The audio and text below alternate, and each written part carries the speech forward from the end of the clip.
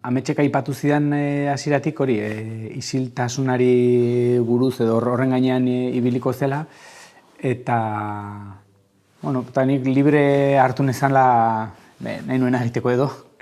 Eta nire aitzakia pixkat izan da, batetik euskarazko musikaren tradiziotik tiraka, pixkat elipsiaren estetikaren aitzakia horrekin, tradizioan dugun aitzakia horrekin, pixkat azaltzea edo kontatzea musikan hor diren zantzu batzuk, baina gero halabeharrez hori nola batez ere testuetan nabarmentzen den, eta batez ere koplaren tradizioan eta baladen tradizioan.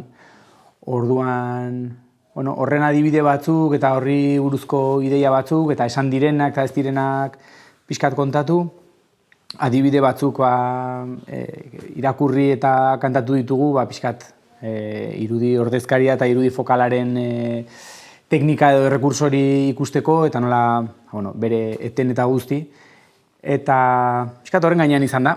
Eta gero egin izan duguna da, ariketa bat proposatu baliabide hori erabiliz, hori pixkat praktikan jartzeko, eta horren aitzakiarekin nolabait egun hauetan zehar hor izan diren jendeek bizi izan dutena edo beraien bizipena, beraien burutazioak sintetizatzeko edo forma hori hartuta, aitzakia hori hartuta, horlako ideiatxo batzuk denon artean botatzeko. Talde sortze kolektibo edo, horlako zerbait esango nuke, paperak hartu eta, pixkat, kadaber eskizito ez, horlako paperak mugitu eta bakoitzak aurrekoaren osatu eta zehaztu eta pixkat hori izan da saioaren mamia edo.